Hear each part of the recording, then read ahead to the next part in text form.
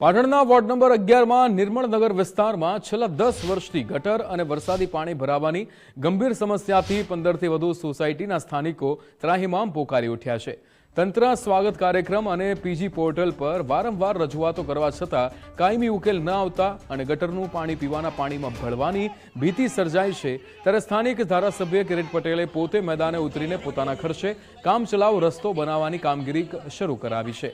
સાથે જ આગામી 10 દિવસમાં બહુચર માતા પમ્પિંગ સ્ટેશનની રાઇઝિંગ પાઇપ રિપેર સહિતનું કામ પૂર્ણ ન થાય તો જીયુડીસી ઓફિસ ખાતે ભૂખ હડતાલ પર બેસવાની તંત્રને આકરી ચીમકી આપી છે। બીજી તરફ શાસક પક્ષના નેતા ડોક્ટર મનોજ કુમાર ઠાકોરે પાલિકા દ્વારા કામગીરી પહેલાથી જ આયોજિત હોવાનો દાવો કર્યો હતો, પરંતુ ગઈકાલે નિર્મલનગર સોસાયટી અને આજુબાજુના રહીશોની જે ફરિયાદ હતી, સૌથી પહેલા તો આ વિસ્તારના રહીશો અને બહેનોને અભિનંદન આપીશ કે એમને પોતાના અધિકાર પોતાના હક માટે જે રજૂઆતો કરી, મેં મીડિયાના માધ્યમથી આ વાત જોઈ। પરંતુ દુઃખની વાત એ છે કે જ્યારે બહેનો રજૂઆત કરવા માટે ગઈ ત્યારે ચીફ ઓફિસરનું વર્તન, હસવાનું, એમને કોઈ જવાબ નહીં આપવાના, એમને સાંભળવાના નહીં। એના લીધે આજે અમે અમારા વિસ્તારના કોર્પોરેટરો અને અગ્રણીઓ સાથે આ વિસ્તારની મુલાકાત લીધી છે। ખરેખર બહુ ગંભીર બાબત છે। જે ગટરની અંદર પીવાનું પાણી, એ પીવાના પાણીની અંદર ગટરનું પાણી મિક્સ થાય છે।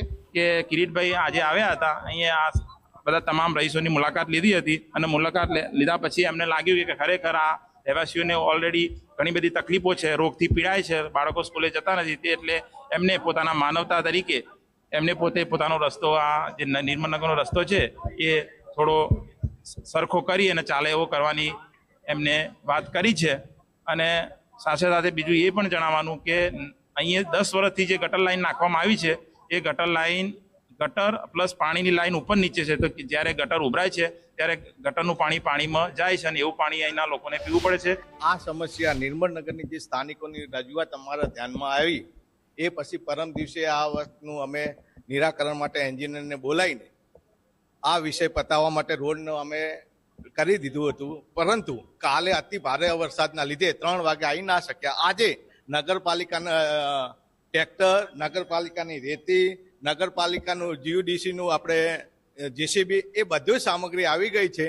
અને સાથે અમારા પાટણના ધારાસભ્ય શ્રી કિરીટભાઈ પટેલ સાહેબ પણ આવ્યા છે અને એ પણ એમની રીતે રેત લાયા છે, એમનો પણ આભાર છે।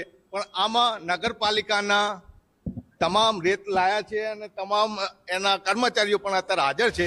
આ જેસીબી જીયુડીસી નું ધારાસભ્યશ્રીએ નાગેશભાઈને ફોન કરીને મંગાવ્યું છે। વેટ મિક્સર નાગેશભાઈને ફોન કરીને કે ભાઈ તમે રોડ તોડ્યા છે ગટર લાઈન નાખતા માટે, એટલે તમે તાત્કાલિક રિપેર કરો, એના માટે થઈને નાગેશભાઈને ફોન કરવાથી જીયુડીસી અને રોહિતભાઈ જે એના મેન સાહેબ છે એમને પણ સાહેબે મારા ફોનમાંથી ફોન કર્યો છે અને સાહેબ 10 વાગ્યાના અહીંયા ખડા પગે ઉભા છે અને એમને પોતાનું પ્રાઇવેટ પાવતી તમે જોઈ શકો છો કે આ પાવતીથી એમને આખું જે ચોડિયાનું ટર્બો આવે એ ટર્બો મંગાવ્યા, બીજા 2 ટર્બો આજે મંગાવી રહ્યા છે। ભાજપના કોર્પોરેટર અને ભાજપ પાર્ટી ખોટું બોલવા માટે ટેવાયેલી છે। 10 વાગ્યાની પ્રજા જનતા અહીંયા છે।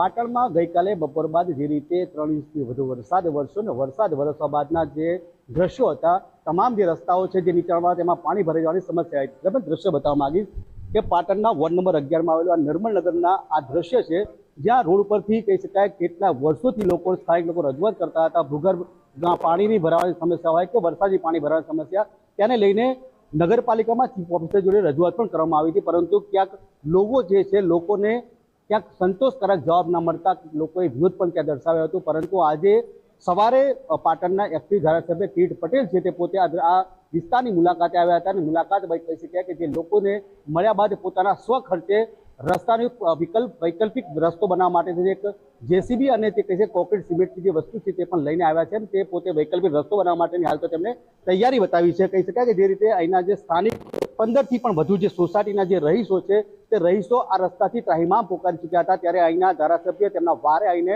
હાલ વૈકલ્પિક રસ્તો બનાવવાની તેમને તૈયારી કરી છે, સ્વખર્ચે બનાવવાની કરી છે।